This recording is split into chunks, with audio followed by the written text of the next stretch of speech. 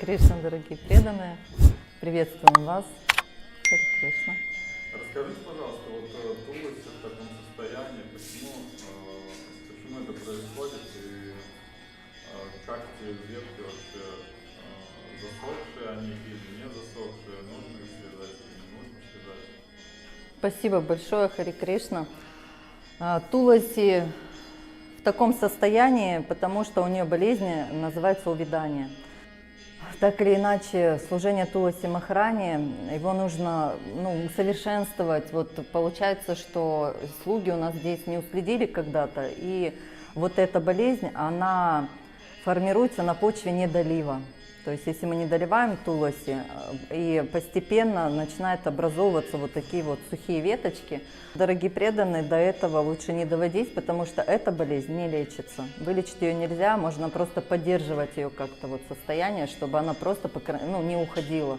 И в таком состоянии Туласи Деви у нас уже 2 года живет. Она. Еще у нас Туласи Махарани, что вот такие вот сухие веточки. Но обратите внимание, что эти веточки мы не обрезаем, мы их оставляем. Почему? Потому что буквально год назад она у нас вся обросла, а потом опять.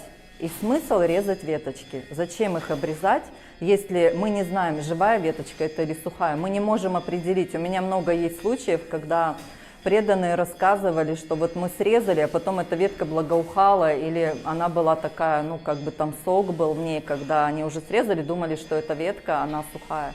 Шрила Прабхупада, он никогда не хотел, чтобы отрезали ветки Шримати Туласи Махарани. Есть много историй, есть много наставлений, которые он своим ученикам говорил, что веточки Туласи Махарани не нужно обрезать. Обрезание происходит естественным образом, это сбор манджари. Это единственное, что мы можем как обрезать эти веточки, собирать. Поэтому будьте, пожалуйста, очень внимательны в служении Туласи Махарани. Не совершайте ей оскорбления, потому что мы знаем, что есть текст, где говорится, что у Господа сжимается сердце, когда у Туласи Махарани обрезается или отламывается веточка. Поэтому, пожалуйста, если вы делаете свое служение Туласи Махарани, старайтесь не совершать ей оскорбления. Как вылечить эту болезнь? Опять же, я говорю, эта болезнь увядания, она не лечится, можно только поддерживать. Мы думали, что она у нас уходит. На самом деле, то есть она была вся без листиков, вот она опять начала обрастать.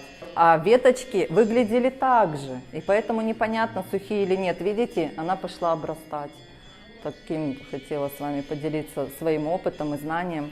И еще у меня есть одна история, вкратце ее расскажу, как один преданный, он хотел обрезать ветки у Туласи, и потом он был просто в недоумении, но он меня спрашивал, и я ему говорила, не нужно, не обрезай, пожалуйста, то есть подожди год-два мы должны ждать, чтобы убедиться, если она останется в таком состоянии.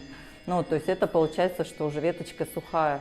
И он не обрезал, и потом он мне присылал фото и показывал, какие у него опять зеленые ветки все, хотя он думал, что они сухие.